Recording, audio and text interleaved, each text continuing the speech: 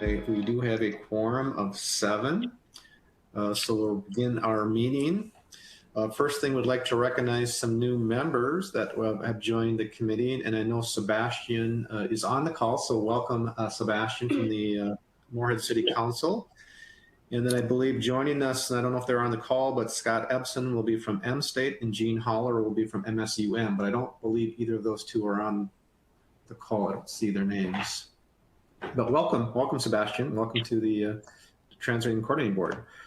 Let's begin with our action items. The first item is item 2A, which is our minute from the June 29th, 2023 meeting. Hopefully you had a chance to review those minutes, and if you have, then we would entertain a motion to approve the minutes. This is Brad. I'll make the motion. Second, Ryan Nelson. All right, we have a first and second. Any other discussion? Hearing none, all those in favor of the motion signify by saying yes.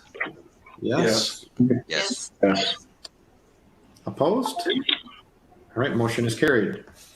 Next item is the request from Clay County for transit service in North Moorhead. Lori. Hey, Brian, can you put up the action PowerPoint? Thank you so much. And we can just move forward a couple slides. Thank you. So Clay County is building new facilities on 34th Street North and 15th Avenue. They're going to be moving their detox there and also the Department of Motor Vehicles. And as part of that, they have asked for transportation through the bus service. So we did an initial in-house analysis. This location is quite a ways from an existing route. And there's nothing else really around it that would be something that would bring, riders to the transit service. If we were going to put a brand new route out, it would be expensive. And also, if we were going to try to revise our route to reach this location, it would take away from another area that we're serving in order to keep our bus route an hour long and make transfers at the downtown transfer center. One of the options that I have would suggest to Clay County is providing a feeder service to our Walmart bus stop. Our Walmart bus stop is on 34th Street and 8th Avenue, and this is on 15th Avenue. So that would be an answer to that is if staff could drop someone off or pick someone up at that Walmart bus stop. Before any decision to alter existing service or add new service, we were wondering if the MAT board wants to do an additional analysis. If they do, we would ask the MetroCog to amend their work program to put a project in there in 2024 to look at that area of North Moorhead to see if there are any other alternatives or solutions to that transportation issue. So that's the issue, and I'm open to any questions and suggestions. All right, questions for Lori?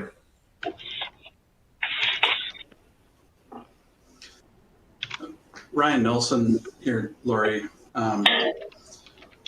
You mentioned, so there is that 34th Street, I'll say the Walmart location, right? So,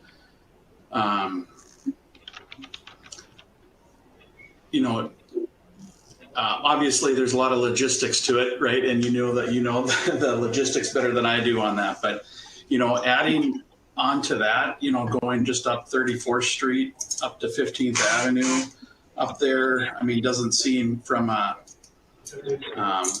just an outsider looking in, doesn't seem to be too far of an addition to a route. You know what I mean? So. Yeah, I understand, Ryan. So the issue is basically once you get up there and try to turn around and come back, we don't want to. We still have to serve cash-wise because that's what we go after we do Walmart, and so the time to go out there, turn around, and come back is longer than we have available in order to meet our transfers downtown. It's an hour bus route, and you only have so many minutes, and you need at least 10 minutes on an hour bus route to handle winter traveling and snow and loading passengers and things like that. So we put it into our software, our route software, and would not have been able to do that and keep it on time. Right. I just fear with the DMV service, with the driver's license and identification, that's a pretty critical service for residents in the community to get to. So I understand Clay County's request for people to be able to access that and have the ability to get there through our map bus service. So, and then what was my other question? The feeder service, were you saying that, were you recommending that Clay County provide the feeder service to Walmart, or were you suggesting that somehow the feeder service come through MapBus? I didn't quite understand that. If you could explain that a little bit further. Yeah, no, I was recommending Clay County provide that feeder service. The service to the Detox and DMV is not a regular location where people are commuting to work, commuting home from work. It's basically, I think they suggested about 130 people a day go there, but not all DMV people don't come with their car to get a license, or the people that are coming for an ID are fairly infrequent, and so they would know who they could make it available to take people back and forth if they provide a van and a staff. A bus route itself is over $500,000 a year to operate, and we don't have a vehicle to operate that as well. Feeder service, we don't currently operate any feeder service. We do have some on-demand service in Fargo at the industrial park, which is kind of like an Uber type service where you call and the bus comes and picks you up and drops you off. But that costs just as much to run, almost as much to run as a regular bus service, because you still have the driver services and the fuel and the vehicle. In 2024's capital budget, I did put in for an on-demand vehicle because of the length of time it takes to get vehicles these days. I assumed that if we budgeted and purchased an on-demand vehicle in 2024, it would arrive by 2025. And so I am suggesting that in 2024, we look at some on-demand service in South Moorhead, around the industrial park area and Sanford and that area. Route 9 that serves part of that area is not getting really good ridership. It's just our lowest ridership that we have on the route. And so the thought is that maybe an on-demand service would better serve that area. So, there's some study going to be done in 2024, potentially for 2025, but that's South Moorhead rather than North Moorhead. Okay. And then you mentioned at the very end, what did you say about looking at On-demand vehicle? No, at the end, re-looking at on-demand services in South Moorhead? No, I'm good. That's all I have for now. I don't know. I think with the new services up there, I do think that it's something that we should somehow look at. But I understand the difficulties and the costs. But it's an area that's certainly expanding in service. I certainly understand it. So. And when it expands more and there's more out there to serve and draw a fixed route mass transit bus, I could see that being a future location and potential route. But at this time, it doesn't generate enough demand for the type of service that we offer on the large bus services. Lori, could you mentioned that one of your suggestions is that the MetroCog implement that or include that as part of their 2024 work program study. What kind of things will they be looking at? Will they be looking at demand for it, or how could you modify existing routes? I mean, what would be kind of what would you be asking MetroCog to kind of look at? What analysis would be done? Well, we have to write a scope of work yet on how we want that analysis to occur. Because I'm looking at on-demand, it's probably identifying a zone and what within that zone would draw, riders and be locations people want to go to, making sure that it's connected to a transfer point from the regular bus system, and then showing us, what that cost would be. Our current route software does have a module for zones for on-demand service. We have not purchased that module yet. We just have the route planning module at this time, but there are some software programs that help you determine, based on the geographic area and what employment is there and what people live there, how much that demand might generate, so that you can see if it's a good route or not. And that would be a new service per se, because Route 9 that we have now is linked to Route 6, which is the Dilworth route. It's one bus doing 2 routes. If we were to take off that Route 9 piece and make on-demand service to that area of Moorhead, it does free up the other half of Route 6. So, the study could also incur looking at how that route might be adjusted. Pick up more passengers in the area too. And that route does go to the Dilworth Walmart. So, possibly taking that bus a little further and then bringing it downtown, or just bringing it out further north, might be a solution. But in either case, it's new service. There's going to be some new service costs. And for funding from the state of Minnesota, it is competitive. And you do have to do a planning study before you can add new service that the state would potentially fund at the 80% level that they do here for our services. So there's a lot of things to look at, and the fact that we have to put in July of next year, we would have to put in an application for new service for 2025. So the study would have to be done. We'd have to, have a recommendation and put it into a grant application by then. So there's quite a process to route planning and such. Would the request from MetroCog add to the cost or expense? In other words, if it's just something that would be good information for the committee to understand and have, but doesn't add a lot of cost, or what would it does it have extra cost to do it? Yeah, I talked to Michael Maddox, and he's on the call. Oh, I'm sorry. Go ahead.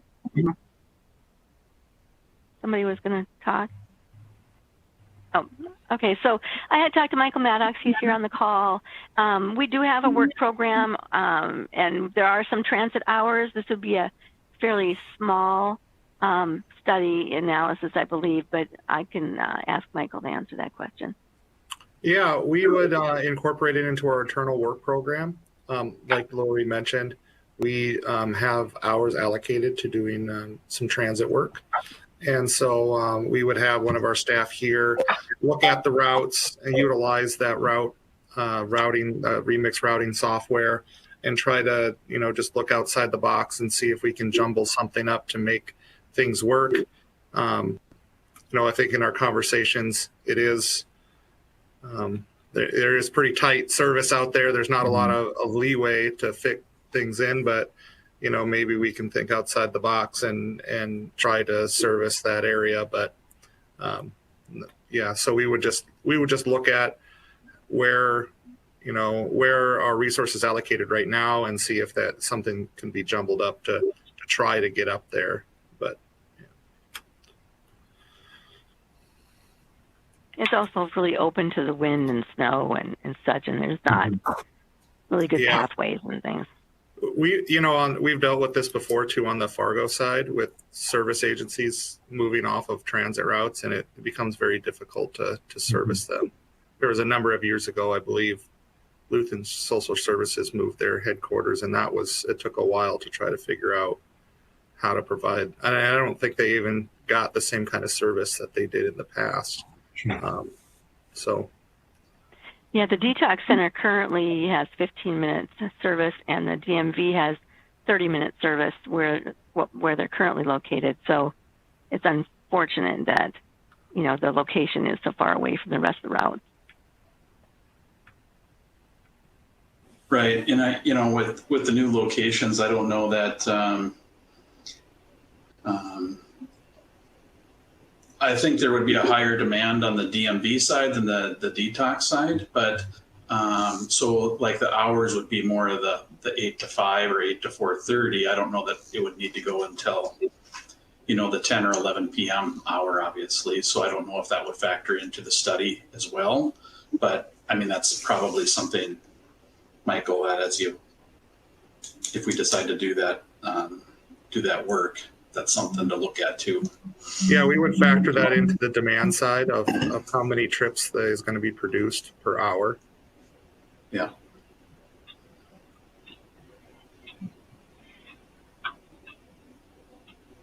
Yeah, so if the board wants to make a motion to request a study, then we will move forward with further study.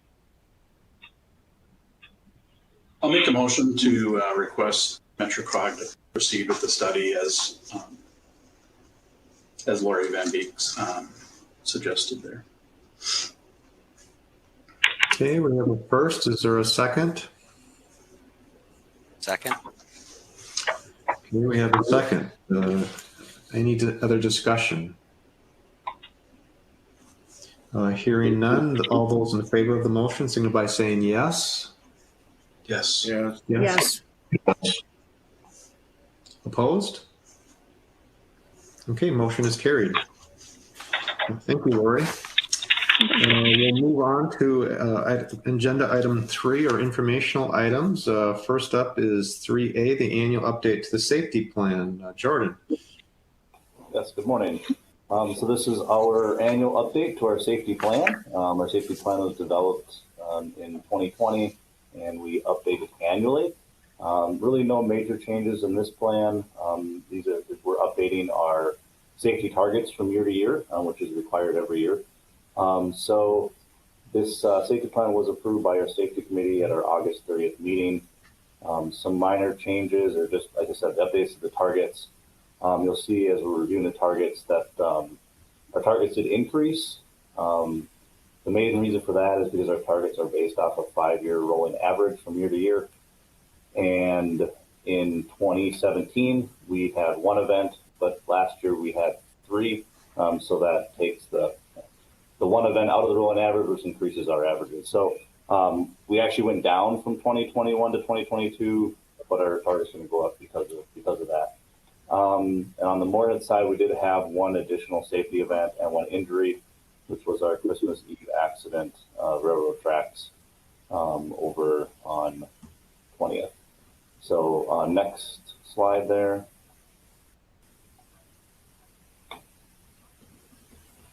So here's our updated targets. Our fatalities will stay the same at 0. Obviously, that's always going to be our target there. Our reliability as far as major mechanical failures will stay the same. Our PM completion percentage is the same.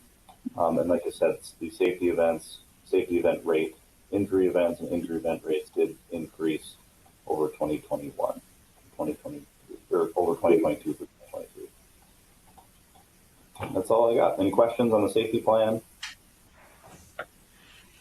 Any questions for Jordan? All right, hearing none, let's move on to item 3B, the 2023 operations report. Luke and Lori. Hey, good morning. I'm Luke, if you don't know me. I'm going to go over our OTP, or not OTP, ridership, sorry. So Route 11, this is comparing 2022 to 2023 year-to-date. Route 11 has decreased from 29,013 to 23,114, a decrease of 20.33%. Route 13 has also decreased from 45,098 to 44,237, a 2% decrease. Route 14 has a decrease also of from 61,777 to 56,389, almost a 9% decrease. Route 15, slight decrease from 147,554 to 146,357, a 1% decrease. Route 16, another small decrease from 18,386 to 18,172. Route 17 is up from 20,586 to 21,488, Route 18 is also up from 24,638 to 28,473. Route 20 is also up from 17,466 to 18,823, 7.7% increase. Route 24 also up from 11,922 to 13,901, a 16.6% increase. Link FM ridership up from 2,245 to 3,766, 67% increase. Industrial Park On Demand, it used to be called Tap Ride, now it's called On Demand, has gone down from 4,420 to 2,629, the 40% decrease. Paratransit is up from 36,511 to 37,298. And then our NDSU college routes, Route 31 is up from 7460 to 8586, 15% increase. Route 32 is down from 42,557 to 39,576. Route 33 is up from 66,351 to 76,476, a 15% increase. Route 34 is up considerably from 12,144 to 25,179. And Route 36 is down from 11,583 to 11,194. And then NDSU On Demand, used to be NDS2 Tap Ride, also down from 226 to 2,191. And so I'll give a little context to the Route 32 and 36, why they may be down. Route 32 used to have an east and west, and they were both counted together. And the west route, excuse me, was discontinued. So obviously ridership's going to go down there. And then Route 36 is not running this year, so also a decrease in ridership. And then as far as Route 11, 13, and 14, they're also running reduced frequency for a good portion of this year. So less frequency is probably going to lead to less ridership. Any questions on this slide? Okay, we'll go to the next one. Okay, Moorhead. Moorhead Route 1 is up 18%. That's the one that goes through Concordia College and serves, that area of Moorhead.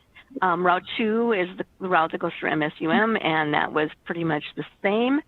Route 3 is the one that goes by the high school and now uses the 21st Street grade separation, which is a beautiful intersection, and that is up about 7%.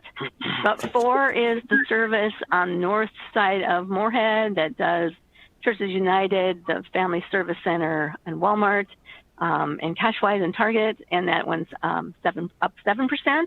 Route 5 is south of the interstate. That one's up 9%. Route 6 is the Dilworth route. It's down 2%. And Route 9 is a southeast Moorhead route that serves Menards and some of the schools and centers out there, and Stanford in that area by the middle school.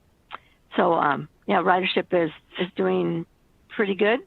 Starting to pick back up again. It's not back up to the pre-pandemic levels yet. So as you can see, that little gray table below, the 2019 data for that same period of time is pre-pandemic, and then last year and then this year. So we're up 8% overall from the previous year, and as you can see, we've not quite recovered yet back to the levels that we were pre-pandemic on the Moorhead side. As far as pre-pandemic, our numbers are also there, and they are up over last year as well. Any questions on that slide?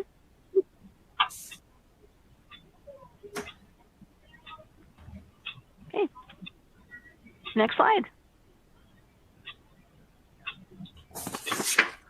Luke, you want to do this one, or you want me to do this one? Yeah, I could do it. So the NDS, this is for our UPass program for the college routes for students. NDSU ridership up year to date 11.25%, MSUM down 0.36%, Concordia is up 28.4%, MState up 79.5%, and NDSCS is up 15.32%. Good to see the college students back riding. Yeah, that's good. Any question on that slide? Okay, next slide. Senior Ride. So January through August, Metro Senior Ride, which is our door-to-door service for elderly people 60 and older that runs through Moorhead and Dilworth. And we are up for the year 8.65%. And so the total passengers pre-pandemic were 10,172, and currently we're at 8461 projected. So we're a couple thousand down from where we were on Senior Ride's ridership, but that has been picking up regularly the last 2 years. You could see in 2021 it was up 17%, 2022 is up 19%. So we are definitely getting closer to recovering our senior ridership on that program. And Cindy is dispatching, but if she has anything she'd like to add, that's the service that is run by Valley Senior Services. The only thing I can say is that, it has been picking back up with the 3 vans that we run over there, and we're seeing more ridership again. But of course, with our demographics of what we serve, it seems like we go through a time frame where we have passengers that pass away and we just have to recoup after those losses. And then all of a sudden it perks back up again. Information. And about 72% of those riders are people with disabilities that are ambulatory and can ride in a van versus one of our paratransit buses. Correct. Most of our riders either have a cane or a walker that folds up that we can put in the van, so we can help with those types of rides as of leaving paratransit free to take the riders that need that extra assistance. Thank you, Cindy. Any questions? Okay, next slide. This is yours, Luke. Oh, okay. I guess looks like 2023 so far. We're kind of right in the middle of 2021 and 2022. Obviously not at our pre-pandemic numbers, but inching up.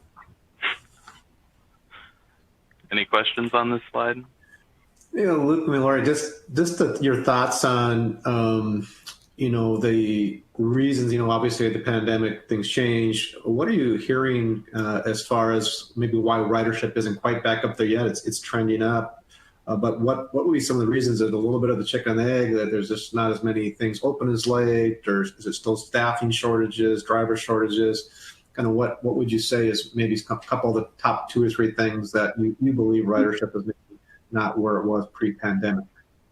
Sure. I think the majority of the passengers we have lost were the ones who took us for convenience, that were not transit dependent, but had the ability to take the bus because it was conveniently where they were going to work or where they lived.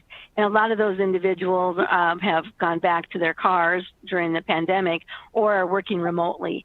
I think that's a large piece of it.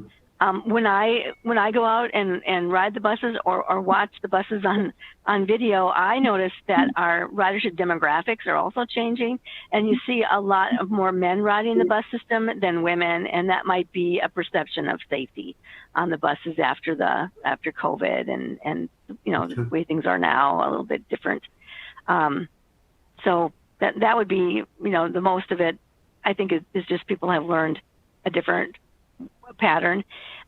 People are being more confident in transit. I think we're seeing people come back onto transit, and more people are moving to this area that are used to transit and need that service in order to get to work. So I do believe that we'll recover more in the next year as people travel here and take transit. Unfortunately, we'll talk about this later in the program here, but the problem with our reduced service is also affecting our ridership. We don't have as frequent of service as we had because we don't have enough drivers to fill that service level. And so that has also been harming us.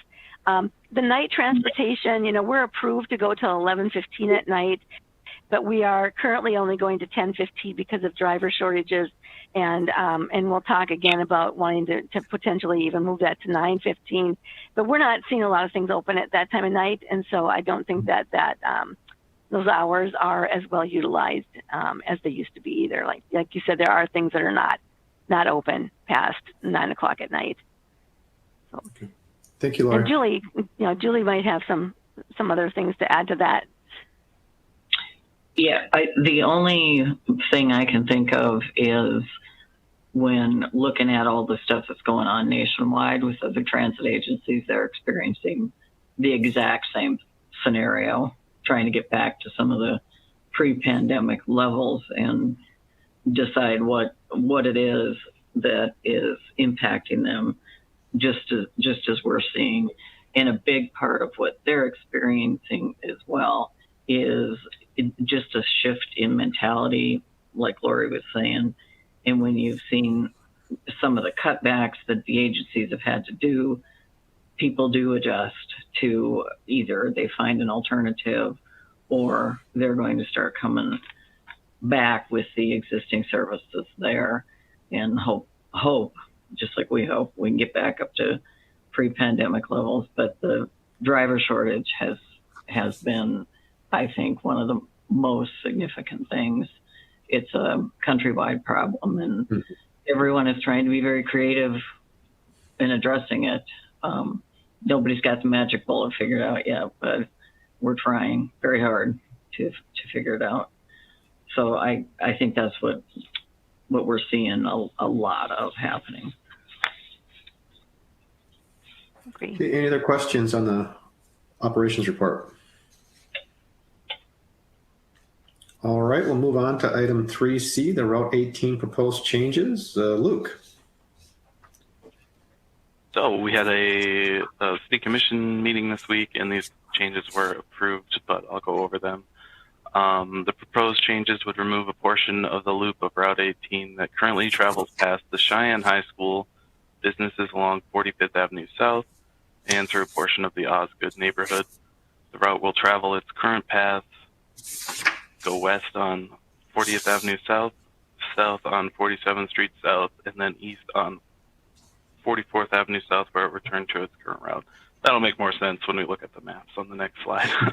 The service change will allow for increased on-time performance of the route and help ensure that riders who utilize Route 18 can reliably make their transfers to other map bus routes. We did public comments and we received 6. If I recall, none of them had anything to do with the Route 18 changes. They were either praising us or condemning us, but so yes, we had the public hearing on Monday. They were approved. These changes were made with trying to keep in mind affecting the fewest number of riders possible while trying to get the best improvement possible. So we cut out a section that only affects 1.6 boardings per day, if you look on the bottom right there, which is 2% of the total ridership of the route. It'll reduce it by almost 2 miles and save us about 4 minutes, which is actually bigger than it sounds. So if you could go to the next slide, we can see the maps of the changes.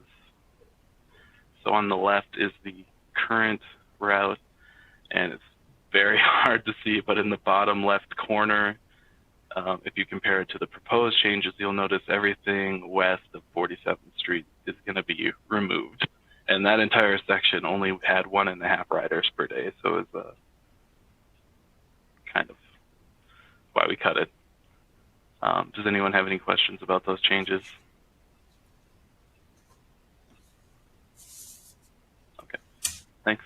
Great, thanks, Luke. Item 3D, the Moorhead 2024 operating budget. Lori. Thank you. So at our last meeting, we had some proposed budgets. We didn't have the budget done yet, but we had some scenarios on how the budget would be affected. And at that time, you asked me to bring back the final budget to the committee so we could see what had occurred. In July, we submitted applications to the state of Minnesota to fund the transit services. So as you can see on here, the blue section is our fixed route MAT bus system, and the orange section are our on-demand services for people with disabilities and senior citizens. And so the budget change from 23 to 24 was 9% for the fixed route and 10% for demand responsive service. The TransDev services, TransDev used to be First Transit, is our driver and management company that we contract with. We are still under negotiations with them for the 2024 year. It was an option year. And so we are still working on that. We've been back and forth with 2 or 3 proposals, and we'll talk about that later. But we took into consideration the most recent proposal at the time we were putting the budget together in June. So that's reflected here. Also, I'm planning on retiring next year, and so we put a 4-month transition time for my replacement employee and I to talk and learn how this job is done. Which is also going to be affected by our reorganization study that's currently being done by KLJ. They're recommending reorganization and how we might better merge our staffs together and work a little more efficiently now that we're a large urban over 200,000 population. So there are some changes that are needed because we're a larger organization or larger UZA urban area. So that will also be affecting that job description for my replacement potentially.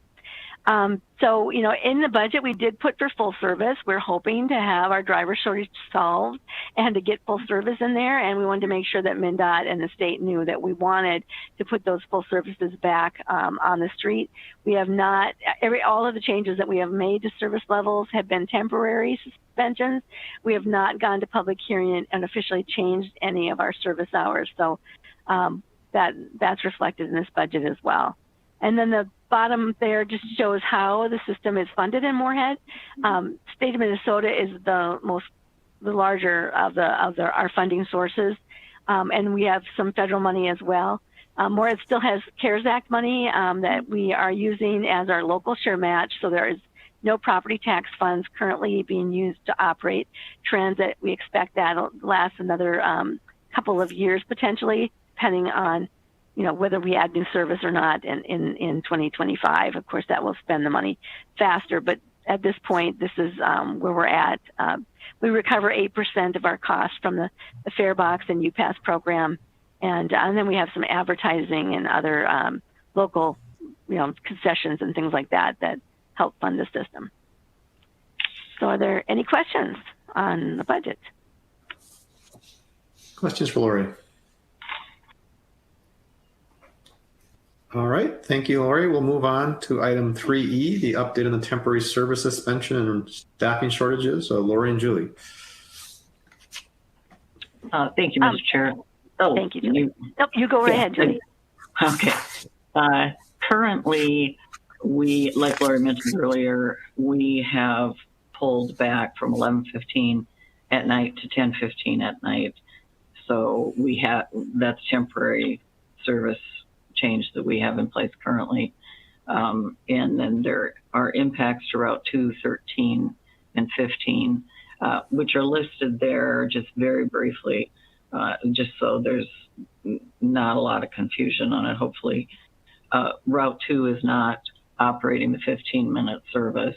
They had that window in Moorhead from 2:30 to 6:30 Monday through Friday, only during the academic year. They've suspended that.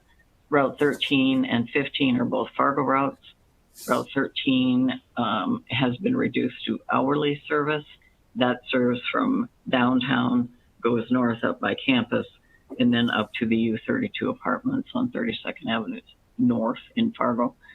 Route 15, in the past, it has been 4 buses running every 15 minutes, that route goes from downtown, goes down University, and heads out to the mall, West Acres, swings out to Walmart, and then turns around and goes back the same way. We have had to reduce that to 2 buses instead of the 4, and they run at quarter after and quarter to the hour, Monday through Saturday. And we do have a 3rd bus on Route 15 that departs the GTC at 30 after. And that particular bus runs from 10:30 to 5:30, Monday through Friday. So we are trying to hit the peak ridership time with that 3rd bus on Route 15. So that's currently what is in place. What we're proposing to temporarily suspend, and we'll address in more detail the driver's situation that have prompted quite a few of these changes. But what we're proposing is we end weekday service at 9:15 instead of 10:15. We reduce Saturday service to 1 shift drivers, as we're saying, from 7:15 a.m. to 7:15 p.m. So that is a pullback of about 3 hours on Saturday evening, and then reduce the Interline Route 6, which is in Dilworth, and Route 9, which is Southeast Moorhead. Those buses run head-to-head on those routes and Interline on both. And that would be proposed from 6:40 a.m. to 6:40 p.m. Lori, do you have anything else to add to the Moorhead? No, it's just a slight reduction there to make it so that we only need 1 driver instead of 2 drivers on that shift. So I'd like to state that this is not something we want to do. We dread doing these types of things. I'd rather see it going the other way. We have so much going on, and people want to be able to rely on it. But when you cannot get bodies in the seats to drive these vehicles, you're at the mercy of that very harsh reality. And I know TransDev has done, I can't possibly think of anything else that they can do. We'd be happy to take any suggestions. But they have done job fairs. They've done, advertised everywhere you can think of. It's just insane. They brought recruiters in. It just, people are migrating away from driving buses. And oftentimes they come here and they get their CDL, commercial driver's license, and then they move on to a different organization. So anyway, we're fully aware of the problem, and we're trying very hard to make a change and get these back up. But in order to keep anything running with decent, reliable service, we are entertaining these temporary service suspensions. Yeah, and the next slide kind of shows you evening and Saturday ridership too, so that you can see, how it drops off at night, and how Saturday ridership compares to other ridership. It is our lower ridership time, so that's why we have, determined that would be the best time to suspend based on the data that we have on ridership. So. And to give you an idea about the driver shortage, the next slide tells you where we are with drivers and numbers of drivers. So full service to 11:15 at night and all the frequencies we need 89 drivers. Currently we have 63. So you can see that we are quite low of what we need. And right now the current routes that we're serving need 75 drivers. So we have 63 available for 75 routes, which means that people are driving extra hours, our supervisors are driving, and it's really difficult to try to keep that service reliable and on the street. So the revised temporary service would need 65 drivers. Transdev has, you know, probably 6 drivers in training right now, but out of those 6, maybe 1 will make it, or, you know, 1 will stick, 2 or 3 might stick around for a month or so, and then, like Julia said, they get they leave after they've gotten their CDL. And we, you know, we talked to Transdev about why, you know, people would leave and go to other services. Some of it is pay, but a lot of it is they don't want to work weekends and evenings, and they want flexibility in their hours. And when you have a pick for a pick of a route that you have determined that's the route I'm going to take, you have to be there every day and on time, and you can't run late, and things happen. If we don't have enough backup drivers to step in when you call out sick or such, it makes it really difficult to operate services in a reliable way. Julie, do you want to add to that at all? Well, I think in an effort to be frank, it is not the easiest job to be out driving the vehicles, and they're dealing with a lot of stuff on the street.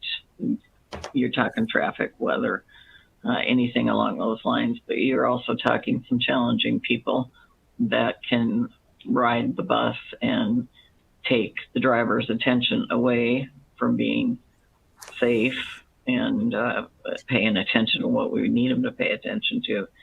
But the incidents of interaction with passengers that I would view as negative have been on the rise, and that is something that we have seen again countrywide, where all the agencies are trying to address what can be done to increase driver safety, but still have that interaction with passengers that they need to have. And I think some folks get out there. We've had different people, they'll go out, they might not even make it through the whole shift and say, it's just not for me. I can't do this, which actually I appreciate that, you know, they don't try and stick it out and be extremely unhappy about it. But when you're seeing a bus go down the street and you're thinking, okay, there's that vehicle, but you're sitting behind the wheel of it, it's a completely different vantage point that you've got, and there's a lot going on. And I think when you're trying to recruit folks to do this job, they will take all of that into consideration, and hopefully they're realistic about it. But it is something that's become a bit more of a challenge for us. So I guess that was one perspective of why we're struggling to get drivers and keep them. Questions for Julie and Lori on the update? Lori, when does the service suspension take effect, or is it already in effect, Lori, or were you looking for direct, like, an approval from us, I guess? Yeah, we're not necessarily looking for approval at this time, Right. but what we would do is implement this as part of our contract with Transdev and drivers. They have what they call picks, right? So the drivers are unionized, and they get to pick what routes they're going to do based on seniority. Is that we would incorporate these new picks, which are 65 picks instead of 75, along with first Transdev, and then implement it as soon as we can. So, you know, we're already struggling every day, so we would like to implement it as soon as we can. They do have to negotiate with the union, because Transdev does do that union negotiation. Sometime in the near future, essentially, is what'll happen. Okay. Exactly. Yeah. No, thank you for the heads up on that. Mm-hmm. Julie, Lori, I know that you mentioned that this is a nationwide problem, and I would agree. And I've heard some different groups that I've been at conferences, people are not riding mass transit because of safety concerns. Some of the things you mentioned. Are you seeing any thing going on as far as individuals or transits, having security, if that's a better word, or somebody that can allow the driver to drive, so to speak, and funding for to make people feel safe, and then also to protect the driver. Kind of how do we go back the other way, right? How do we get so people feel safe, get more riders? Anything you're seeing out there nationwide, or is it still just kind of going the other way so far? Yeah, there are agencies in larger metro areas that are putting on individuals on the bus routes to help with controlling the situations on the buses. But, I have to say that we don't have that many circumstances as they do, in the larger cities. It's improved greatly. When we were offering free rides, we had a lot more security issues, people riding the buses just to get out of the cold and causing disruptions and things than we do now that we have fares implemented again. So I think that's improved. We probably have more circumstances down at our ground transportation center where the transfers occur because we don't have full staffing for that facility for all the hours that we are on the road either. So we have a security service. Fargo hires a security service at the ground transportation center that we jointly, fund to be there and assist with those kinds of circumstances. But yeah, we watch the articles that come in and various transit publications, and Homeland Security sends us regular notice of what's going on in the nation as well. And I think there is more of an emphasis on education and on having someone available to help the situation so the driver can drive and not worry about what's happening behind them between passengers and such. So I don't know, Julie, you've got the ground transportation center and that security is, you maybe could address if that's been improving or not. Yes, we have staffed up with security for pretty much every hour of operation we have down there, and they have they have a lot going on. There's a lot of activity down there, and then there are folks just hanging out that are not intending to get on a bus. Oftentimes they can be disruptive. The security that we hired, their position is observe and report, and they work closely with Fargo PD to hopefully mitigate what's going on down there. They also work with the outreach teams from the engagement center when that is needed. And part of what we face challenges with is we've got folks that are coming through there that are, facing their own challenges with mental health or, perhaps drug addiction. And I phrase it delicately, we're not equipped to deal with a lot of that. So we try between security and the other resources to do the best we can with stuff down there. But sometimes it's just a matter of security has to take care of it, and we have to trespass folks out of the facility when they're so disruptive and their behavior is so egregious. We simply can't have them around. I do know that security. I myself have met with them a couple times. Cole and Luke down at the GTC, they interact with them daily. There's a lot going on. So the day-to-day operation, and of course I extend the invitation to any of you to come down and you can observe or see what we deal with on a regular basis down there. But it's a what I would consider a sustained level of need for someone who's trained in security issues to help deal with what we have going on there. So, yeah, it's just a busy place, and there's a lot of activity with folks. Unfortunately, we deal with the same stuff I think a lot of the businesses downtown do with some of the drug use and such. So, yeah. If I could touch on the bus, I could touch on the bus part just a second, Kevin. I know you kind of asked about that. I was on a webinar for FTA for driver safety and bus safety. FTA recognizes this as a huge issue, so much so that now they require us to report assaults on drivers. So this is not something that is not going unnoticed. FTA put out a lot of funding actually for partnerships with private companies to design and engineer and build a safer bus, or what they were calling the bus of the future. So that bus, from what I've seen so far, is a bus where the driver is completely closed off from passengers, right? So the driver is driving the bus, behind him is a completely closed off wall. So it really limits the driver to passenger interaction, which, as you mentioned, would give the driver the ability to drive the bus and not have to deal with those interactions. That also comes with challenges because we have fare boxes on the bus, and sometimes the drivers have to interact with the passengers as far as fares go.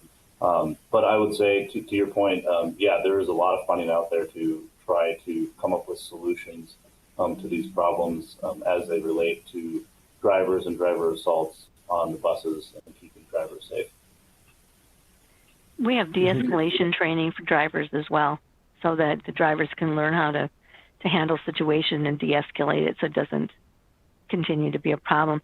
I don't know if you would agree, Jordan, but I don't see as many issues of safety or security issues on our buses themselves as much as we do, at like the transfer center downtown. I don't see a lot of calling for police to come out to a bus route like we used to during the pandemic. Yeah, no, I would agree with that. We definitely have more security issues at our ground transportation center versus on the vehicles. I believe there's this perception that driving the bus is unsafe. The people that you deal with is unsafe, and drivers just feel like there should be more protective measures in place on the bus for them to be able to do their job effectively and efficiently.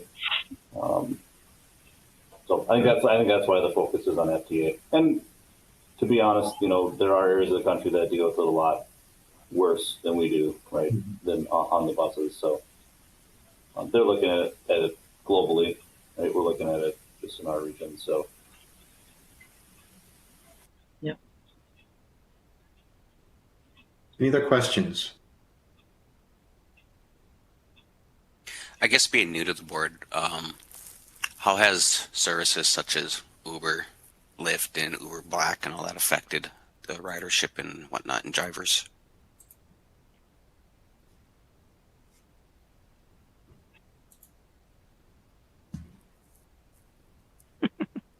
Yeah, I don't know. Yeah. I don't. Go ahead, Julie. I was just at the risk of sounding completely how to measure something like that as far as the impact to our service and ridership.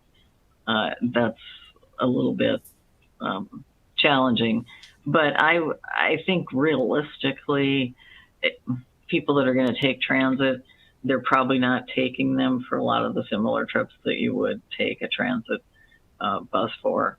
But I'm sure there's been an impact of some degree to it. Lori, do you have anything? Yeah. I'm just not sure how to measure. Yeah, it is hard to measure, and I think that maybe our night hours are probably affected the most by Uber services when it's dark and things are closing, and someone might be out at a bar or working at a restaurant that's open later than other times. That would be often when they're taking an Uber, or someone who normally doesn't take transit or goes to a location where we don't go. Like if they're going to the airport, we don't have service there. You know, there's places that we don't serve, and then they would choose to take Uber. So it kind of supplements us. I don't know that it really harms us. I think it more supplements us. Okay, yeah, just wondering. Okay. Other questions? Okay, we'll move on to our last item, 8 or 3F, the update on the trans development negotiations. Yeah, so as I was saying earlier, we have an option in our contract for 2024. Our contract requires that we not exceed the consumer price index in our option years. That had to be spelled out in our request for proposals. But we do have a clause that says if our market is such that we need to negotiate wages and such separately from our consumer price index, that we can do that. So one of the things that we have been talking to TransDev about is maybe a pay differential for nights and weekends, so that those shifts are more something people would desire to have, since those are the shifts that we struggle with filling the most. And so we're continuing to negotiate, because the prices, the wages, we're also looking at a wage increase, and we have a cost of living increase and steps that are in our contract. We require that it be part of our contract exhibit, what they're paying drivers, partially because we want to make sure that the drivers are being protected from, you know, we don't want to negotiate a contract that any of they're affected negatively. So we include that in our contract as an exhibit, so that it allows us to do some negotiations with TransDev. So yeah, we haven't quite finished agreeing on everything. Some of those costs are a lot higher than we can afford, and that we think, you know, how will we pay for those things? But we almost need to pay for those things. So it's a kind of a juggling act at this point. How do we get drivers to come? How do we get drivers to stay, and yet be able to afford it without having to cut service more in order to afford it? So that's why we're continuing negotiations, and hope to get that cleaned up here soon. Julie, anything you want to add to that? No, I think you got it. Okay, any questions? All right, hearing none. I did see that I believe Scott from M-State joined us. So welcome, Scott. And Jean, I thought I saw your name up there too for a little bit. So Jean, again, welcome to the board. Any other business? All right, hearing none, we are officially done. Thank you so much for joining us. Have a great week.